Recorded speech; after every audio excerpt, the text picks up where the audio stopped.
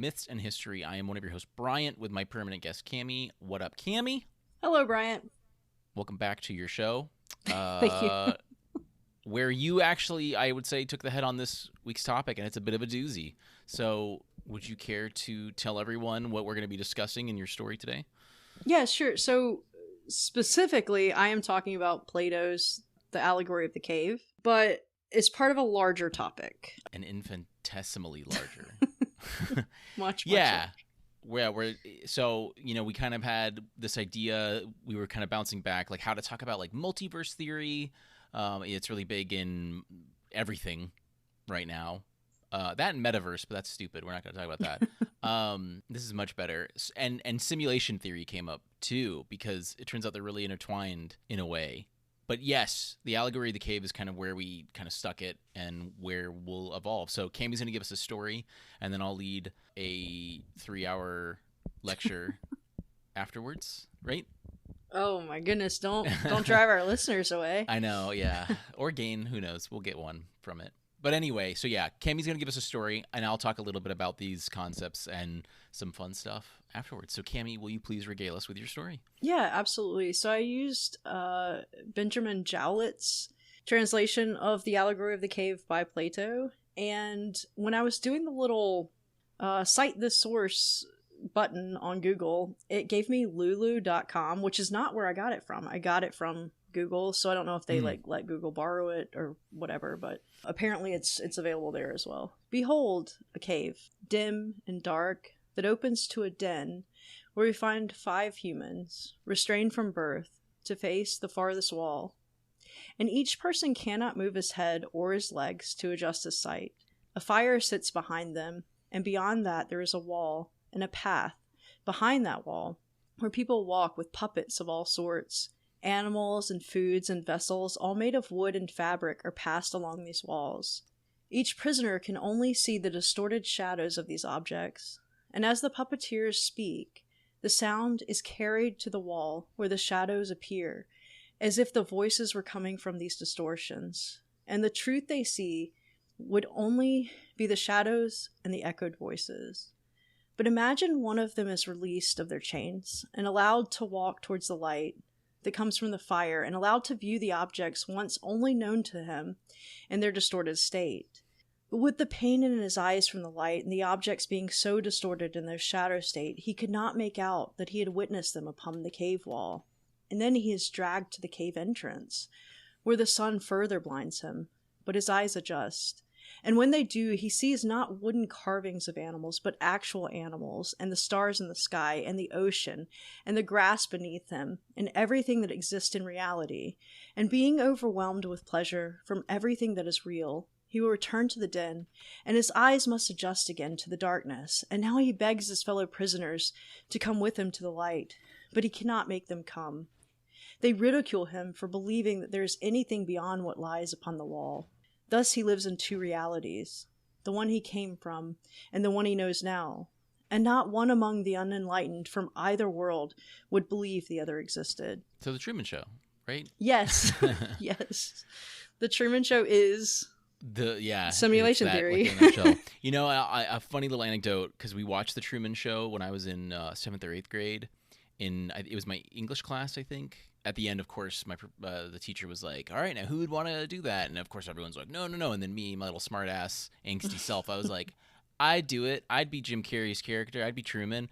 And everyone's like, what? You're crazy. And I was like, yeah, but I wouldn't know. And I'd have a great life, or at least one that's like, looked after. And they were like, you're absolutely insane. And my professor's nodding in the background. No, that I did do that. He was impressed by it. I was just being a smart ass. But I was aware. I was on a higher plane. You're definitely on a higher plane. Much higher, yeah. So than all the other middle schoolers. Congratulations, yeah. Brian. Right, I know. So to start off, so the allegory of the cave we mentioned, and I've looked up, and it's a Platonic idea, both in like philosophy, logic. There's a lot there, and it helps us sort of get this idea of what we know and how we know what we know. Epistemology, right? The study of knowledge. One thing that Cammy showed me to help kind of get our heads on this subject too was this interview on Larry King's show, Larry King Now, back in 2017. He was interviewing the ultimate devil's advocate guy, Neil deGrasse Tyson, and he asked him about like simulated worlds, simulation theory, which I just sort of from my experience has really been ramping up in the last like 10 years, the multiverse and simulation theory. Well, reality is so bad. I know. There has to be something else. Yeah. And it's a cool like 2.5 minute video. I could link it. Basically, Neil deGrasse Tyson, he says it's hard because we have the ability to compute a simulation. It almost like that's why, because we are in a simulation, because it's sort of like once we get to that level of computing power where we can do it, it's going to happen, and it's going to happen within that. And so it's simulations all the way down almost. It's infinitesimal and things like that. Yeah, it's like when the Sims play a video game in The Sims. Right, yeah, 100%. Yeah, the Sims, given enough computing power and intelligence, will be like, let's do that. And it was Nick Bostrom, a Swedish-born scientist, worked through Oxford in the 90s. He really helped pioneer the life as a simulation theory, and he sort of based it down. I'm gonna give you a warning. I'm gonna ruin a lot of this. I'm gonna get a lot of it incorrect. I won't say wrong, just not as right as it should be, because when it comes down to all this, it's just math. It's all math. Like every article I went through, it would always be like, this is a theory in metaphysics and epistemology. It's all about like physics and knowledge or philosophy. That's all this stuff is. It's like math but he had this idea of like a trilemma, and it's tough to kind of like explain it when I don't understand it myself. For me, it is saying like, he's saying once we get to the point where we can do it, it kind of will happen, especially because it's going to be a matter of running simulations of evolutionary history or like variations thereof. So it's kind of like, how to, like, let's simulate a Neanderthal. Plato coming up with the cave allegory. We want to see this stuff happen sort of naturally in a way, or naturally. Speaking of metaverse, I saw an ad for it the other day. And now I'm mentioning it. Ugh. Anyway, it didn't sell me or anything, but It did say, and I was like, well, I might want to do this, but it said that, watch, so somebody kill Caesar or whatever. I don't know what it was exactly, but it was like, watch this happen in real time. It's like, that is a simulation. Yeah, for sure. Yeah, and that's kind of like the beginning of this computing power. It's like, yeah, we can recreate events that we know, but like, we can also like let them happen naturally, or like set up parameters that are exact to and ourselves. Just see what is the probability that this would have actually happened outside of a simulation too. Right. And so and that kind of leads me to what the multiverse theory is, and I'm gonna really try and nip this down to simple bullet points that I've made. So multiverse, almost 90% of this is Wikipedia. I couldn't go much farther because of how complicated this crap was, guys. I'm really sorry. But the multiverse is it's a hypothetical group of universes. Together, they compromise everything that exists, and there's physical laws and constants. Sometimes they're called parallel or other universes, alternate universes, or many worlds. This is really, like, in a nutshell, this is kind of the key of where multiverse theory arrives. It arises in physics and philosophy, again, math and like thinking. It's from this idea of inflation theory, where inflation theory, this is from livescience.com. Inflation theory describes a hypothetical event that occurred when our universe was very young, like less than a second old. In an incredibly brief amount of time, the universe underwent a period of rapid expansion. So think Big Bang, inflating to become many orders of magnitude larger than its previous size, according to NASA.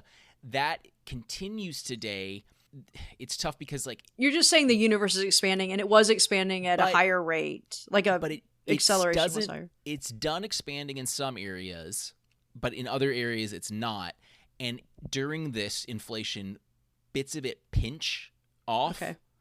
And it's the idea that the pinching is like isolating, and then it like there's this own universe. At that point, how would we even know? Right, and that's it's tough, and that's where like the mathiness comes in from, because like inflation theory, pinching, these are just kind of we're trying to explain observable universe, and these ideas come from us observing the universe. So like it's empirical, it's going off of things, and we're trying to decide why is this part of the universe expanding but this part is not, or inflating, I should say, not expanding. I think those are different things. Someone's probably screaming at their phone. I don't know. Another reason that helps like multiverse and things like that is because they're again, to quote Life Science, this might explain why our universe has certain properties that it does, particularly the properties that are hard to explain with fundamental physics, like dark matter or the cosmological constant. This was from Helling Dang, a cosmologist at Arizona State and an expert in multiverse theory. So they say if there is a multiverse, then we would have random cosmological constants in different universes, and it is simply a coincidence that the one we have in our universe takes the values that we observed. So, and Dang is looking for black holes, thinking that that's kind of the way, like the key to it or whatever. Right? Yeah. That would be like the main way to these things kind of communicate. So, yeah, inflation theory, expanding universe, inflating and expanding, I believe, are different things. That's kind of where it comes. Now, the idea of having multiple universes it new. Funny enough, an origin comes from Chrysippus of Soli, who was a Greek Stoic from 200 BC, died in 206. In general, really cleaned up Stoicism for the future. You know, it was tough to like defend philosophy at the time, like especially when everyone was loving Aristotle and stuff like that. He's also famously known, and this is how I knew him, that he was apparently reported to have died from laughing. He told a joke. He apparently saw a donkey. He was drunk at a Olympiad event and saw a donkey eating figs, and then he yelled, "Now give the donkey a drink of pure wine to wash down the figs," and then died laughing so hard because of this joke. That's something I would say and then die laughing about. Right. So, but he's known to have said things like he believes in a cyclical universe, one that like goes up from a boom point of aether, a fire, and then forms into what we know, and then we'll do that again and again and again. And he also specifically said that the universe was infinitely divisible. Like you could keep bringing it smaller and smaller. You could also kind of believe that this is either multiverses or simulations. Again, poor guy, because he doesn't know that he's being simulated. I know. Right. Yeah. It's wild. So again, 200 BC, people were kind of coming up with these ideas that, again, are kind of being talked about today. The multiverse theory and simulation theory, a lot of scientists ignore them because they're sort of like, well, you can't disprove it kind of things. That's what Neil deGrasse Tyson's sort of saying is like, we can't, like, because we can do it, because it's possible, and we can't really say where we're not. I won't go into it. There have been like experiments to like see if we are, and it was cool because one of the I don't even want to try and explain it, but one of the experiments that was done I want to say like 10 or 12 years ago was basically a matter of like dividing computing power, and so again, like going back to Chrysippus thinking that the world is infinitely divisible. So like if you can or can't divide it, that would tell you if it is. Like if you cannot infinitely divide the universe, you can't have these simulations doing that way. So Bostrom was the one who really set up where we are for the simulation theory of today, the one that The Matrix has, lots of other sci-fi things have taken on. And I think multiverse it really kind of divides from that too, the parallel universe thing that we see in Marvel.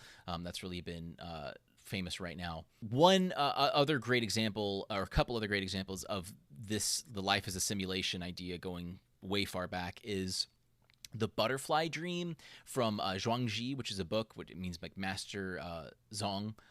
This have you ever heard of this? The butterfly dream. It's really simple. It's basically like a guy believes he was dreams of a butterfly, but is it him dreaming of a butterfly, or is it a butterfly dreaming he's a man dreaming of a butterfly? You know, we're kind of looping.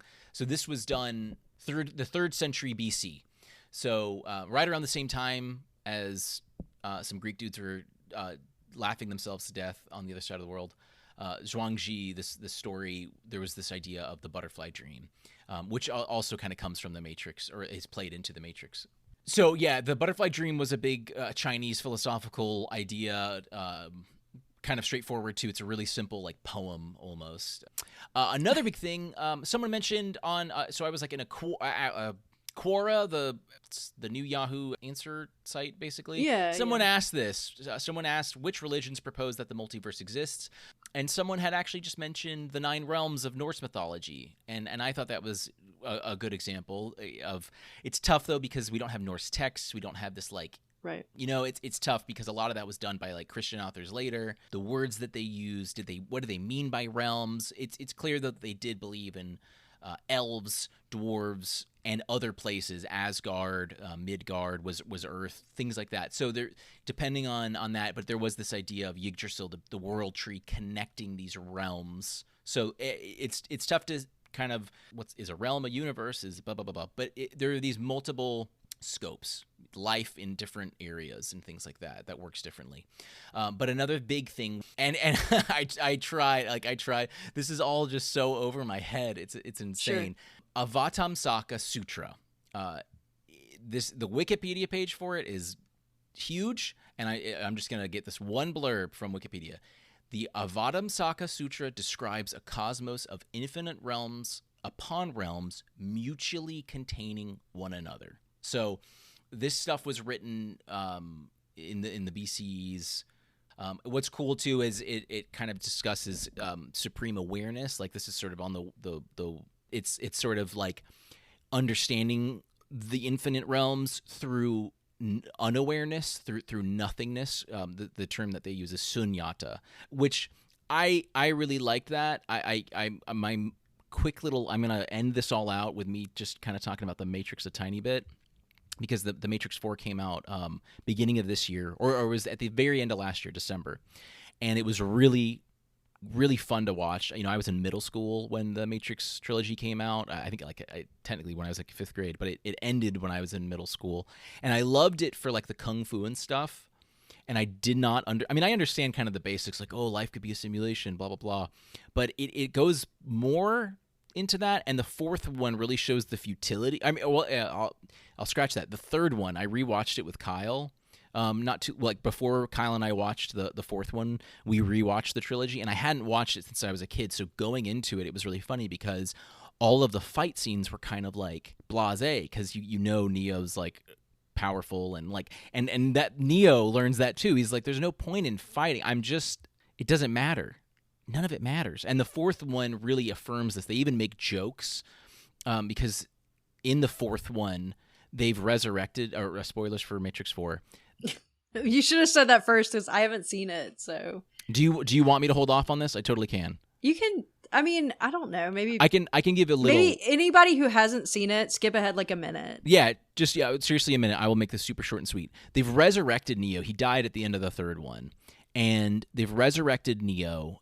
Because the machines have realized they need the Neo Trinity love conflict and like all that to keep the simulation running. Whenever there's a Neo and a Trinity and a love triangle and a Neo trying to like save the world kind of thing, it makes the simulation run better. That's what we learn in the 2 and 3 is that this is like the 9th Matrix simulation. It keeps happening over and over again. And the machines are trying to make it super efficient and get it down to like a science, like understand how they can make humans just shut up and be happy and be batteries. That's what the humans are for. It's just really cool because it really doubles down on like the sunyata, the nothingness, the like we're just struggling for no reason, and if we just kind of like let it happen, it's gonna one go. Must imagine Sisyphus happy. Yeah, that's a really great way to put it.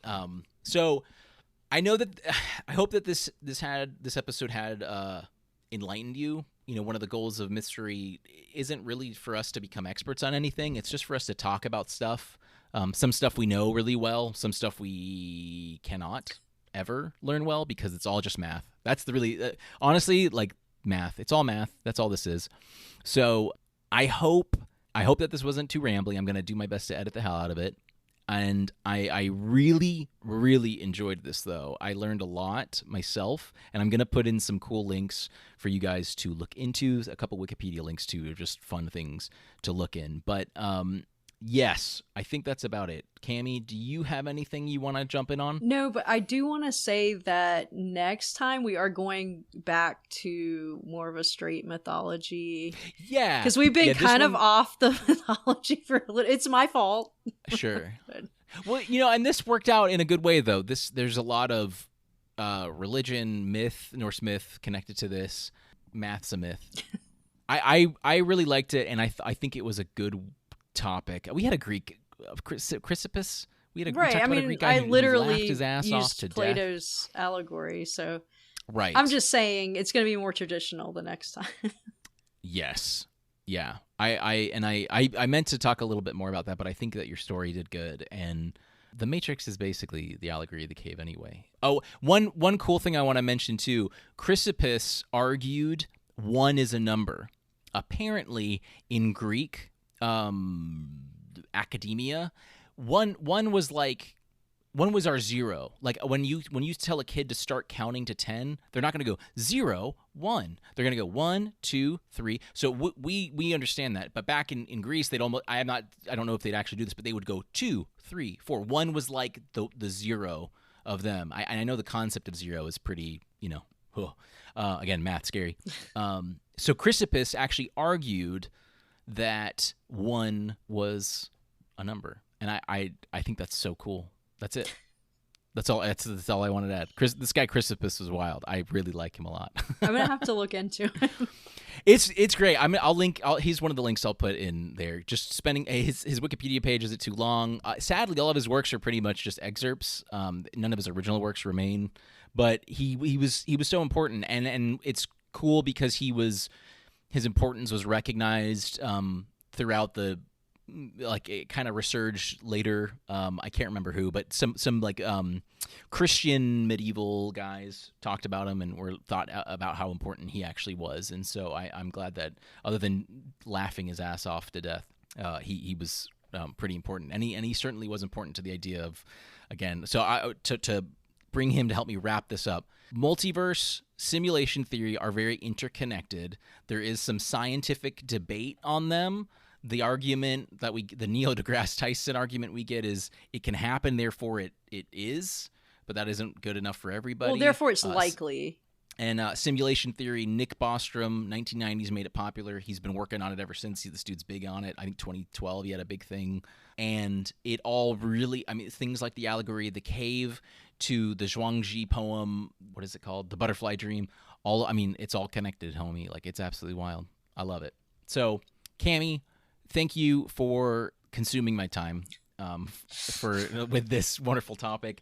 We do have do you want to tell them what we've got next week? Sure. So we're gonna do a traditional fairy tale of Hansel and Gretel. Boom, easy peasy. That's it. No more simulations and butterflies. No more math. No more math. That's all it is too. That's the worst part about this topic. That's what I'll say is that there was just we so should much have math. switched for this one. Switch what? Like you do the story and I do the. Oh yeah. Well, then it really wouldn't have. I don't know. Maybe I would have talked less. That's true. I would have had to have gotten it down to like. I would have. I don't know. That would have. I feel like that would have been worse. It's been fun though. It's really cool. I love looking at this, especially the non-mathy bits. But everyone, thank you so much, and we will catch you next time. If you have any suggestions, mythstorie@gmail.com. Mythstorie with an IE. That's it. That's all I got. I'm gonna shut up. Cammy, thanks so much. Thank you, Bryant. All right, everyone. We'll see you next time. Oh.